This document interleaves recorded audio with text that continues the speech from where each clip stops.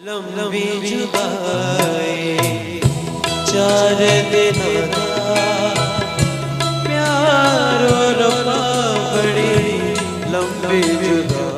अल्लाह पाक अपने प्यारों से इम्तिहान लेकर उनको आजमाते हैं और कुछ बहुत प्यारों को ज्यादा इम्तिहान लेकर भी आजमा लेते हैं। ऐसा ही कुछ सिंगर असद अब्बास के साथ भी हुआ। वो पहले खुद गुर्दों के मर्ज में मुब्तला हैं और उनके इलाज के लिए भीख मांग रहे हैं, लेकिन अब उन पे एक और कयामत टूट पड़ी जिसका अजाला करना भी मुमकिन नहीं, क्योंकि वो पहले अपने इलाज पे करोड़ों रुपए लगा चुके। अब वो अपना इलाज करवाने से कासिर हैं। चलो तेरे प्यार में करूं इंतजार तेरा, किसी से कहा जाए ना।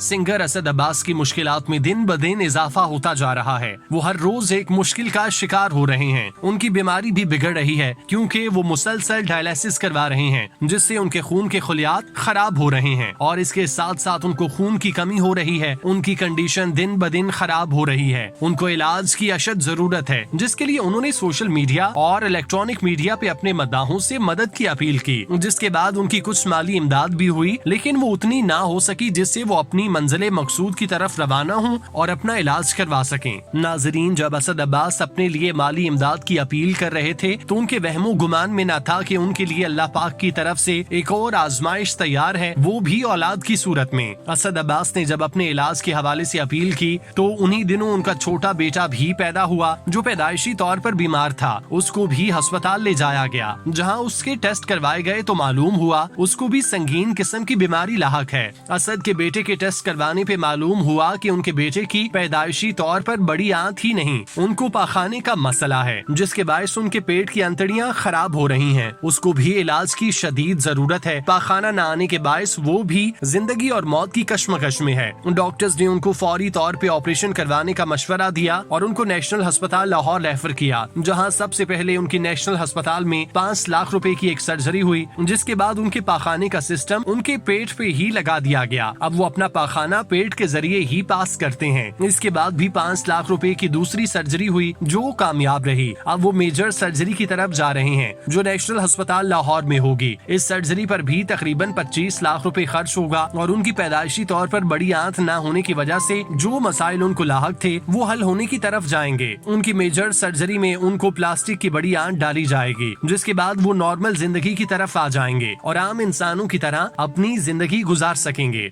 मेरी जिंदड़ी होई उदास वे, मेरा सांवल आस ना पास वे।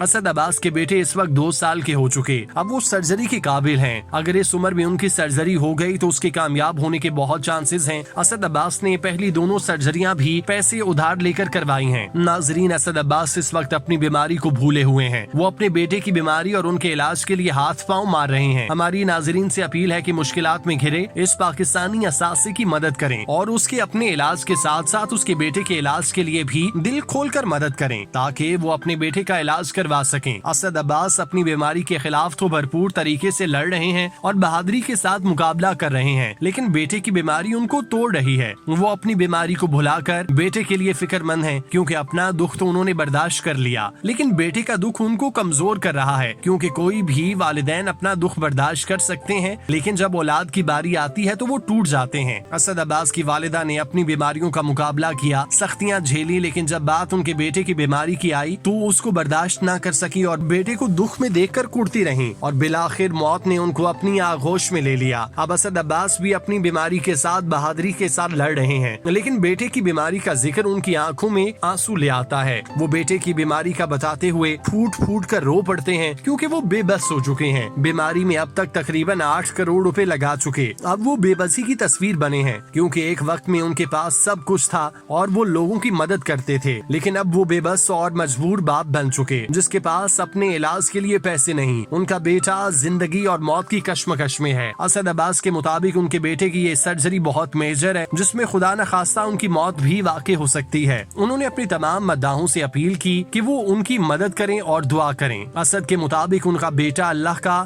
مال ہے, وہ اسے اسی کے سپورٹ کرتے ہیں. جو لوگ ان کی مدد کرنے کی سکت رکھتے ہیں وہ مدد کریں, اور جو لوگ مدد نہیں کر سکتے وہ ان کے لیے اور ان کے بیٹے کے لیے دعا کریں. انہوں نے ناظرین سے اپیل کرتے ہوئے کہا کہ اگر ان کے پاس بیٹے کے علاج کے لیے پیسے اکٹھے ہو جائیں تو وہ اسی ماہ اپنے بیٹے کو لاہور ایڈمٹ کروا دیں گے. اسد عباس نے اپنے بیٹے کے ٹیسٹ پاکستان کی مہنگی ترین لیبارٹریز سے کروائے, جس کی تصویر آپ اپنی اسکرین پر دیکھ سکتے ہیں. انہوں نے شوکت خانم ہسپتال لاہور سے بھی اپنے بیٹے کے ٹیسٹ کروائے. اس کے ساتھ چغتائی لیب اور دیگر لیبارٹریز کے ٹیسٹ بھی موجود ہیں, مگر ان کا علاج نیشنل ہسپتال لاہور میں ہو رہا ہے اور فائنل آپریشن بھی یہیں سے ہوگا.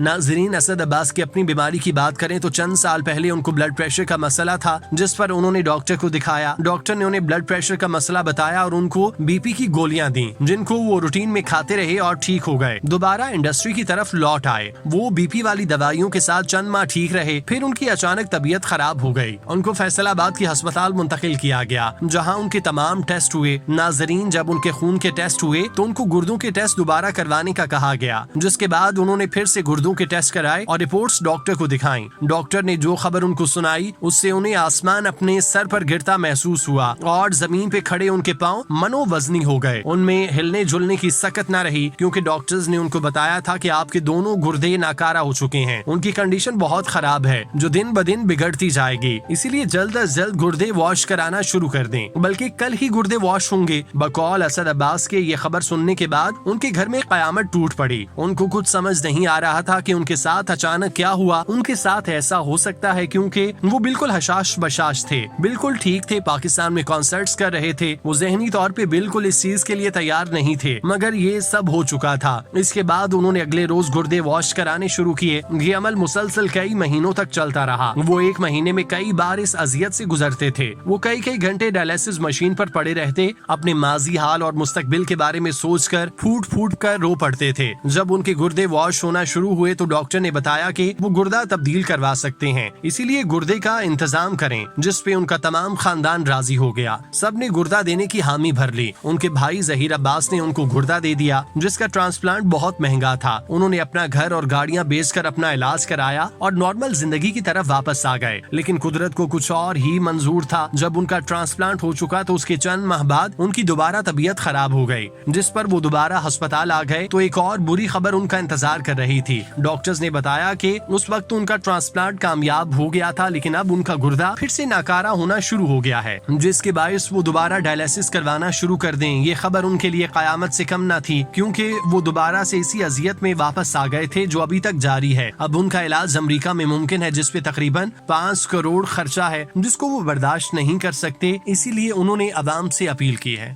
تیرے مست مست دو نین میرے دل کا لے گئے چین, میرے دل کا لے گئے چین.